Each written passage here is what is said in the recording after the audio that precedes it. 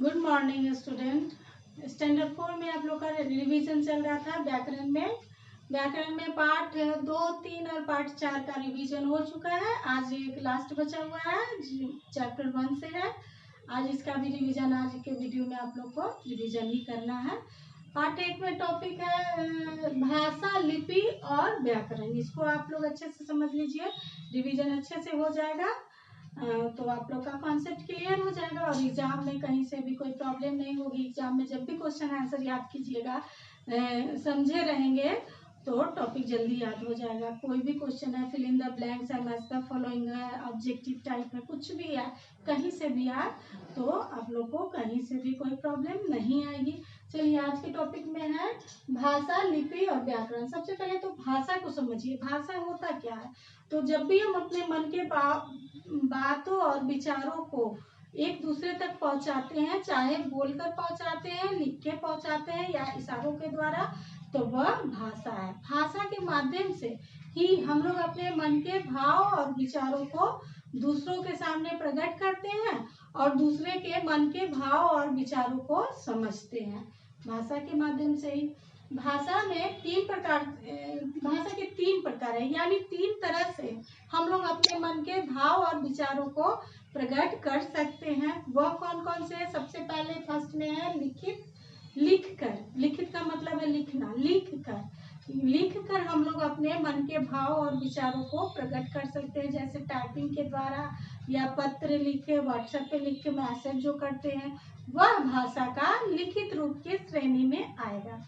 दूसरा है मौखिक, यानी जब हम लोग अपने मन की बात को बोलकर दूसरों के सामने प्रकट करते हैं और दूसरे की भाषा को बोलकर जब समझते हैं, सुनते हैं, तो वह भाषा का मौखिक रूप आएगा, मौखिक रूप के श्रेणी में आएगा।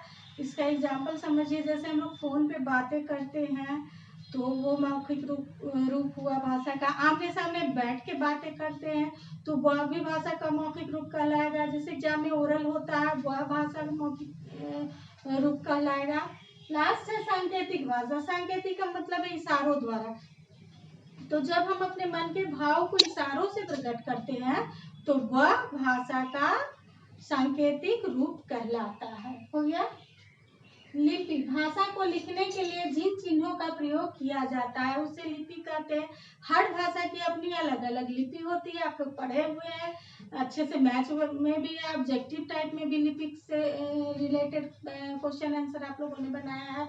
जैसे हिंदी भाषा की लिपि देवनागरी है, संस्कृत की देवनागरी है, अंग्रेजी भाषा की लिपि रोमन हुई, उर्दू की फारसी हुई। इसी तरह से हर भाषा को लिखने के लिए जिस चिन्हों का प्रयोग करते हैं उसे लिपि कहते हैं और हर भाषा को लिखने के लिए अलग अलग लिपि चिन्हों का प्रयोग किया जाता है। हो गया। लास्ट है व्याकरण। देखिए, टॉपिक स्टेप बाय स्टेप हम समझा रहे हैं। अब लास्ट बचा व्याकरण।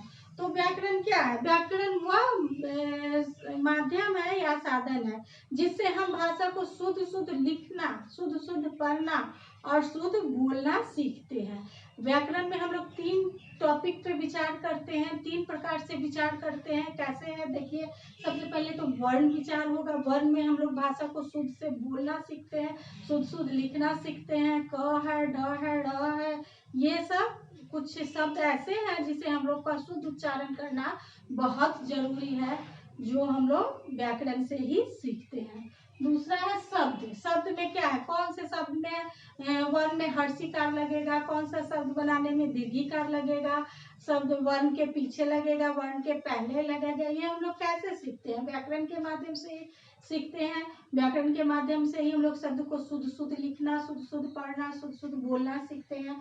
और है लास्ट है वाक्य।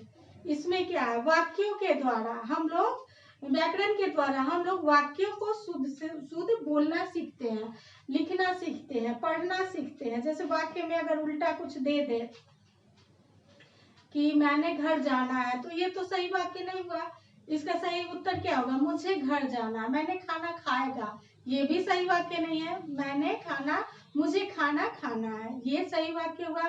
तो ये हम लोग कैसे सीखते हैं? वाक्य बनाना अच्छे से सार्थक वाक्य, सही वाक्य बनाना व्याकरण के द्वारा ही सीखते हैं। तो व्याकरण पर हम लोग 3 तरह से व्याकरण के द्वारा विचार करते हैं। कैसे? वर्ण विचार, शब्द विचार और वाक्य विचार। सबसे पहले तो वर्ण हम लोग सीखते हैं, तो वर्ण विचार आएगा। उसके बाद शब्द सीखते हैं, तो शब्दों में हर्षिकार, दीर्घिकार, मात्रा लगाना, ये सब व्याकरण के माध्यम से सीखते हैं। उसके बाद वाक्य बनाना, कौन से वाक्य में कैसे शब्द लगेंगे, ये भी हम लोग व्याकरण के माध्यम से ही सीखते हैं। चलिए, आज के वीडियो में इतना ही। अब आप लोग को नेक्स्ट वीडियो में फिर पाठ्य पुस्तक से रिलेटेड चैप्टर होंगे। चलिए, थैंक यू।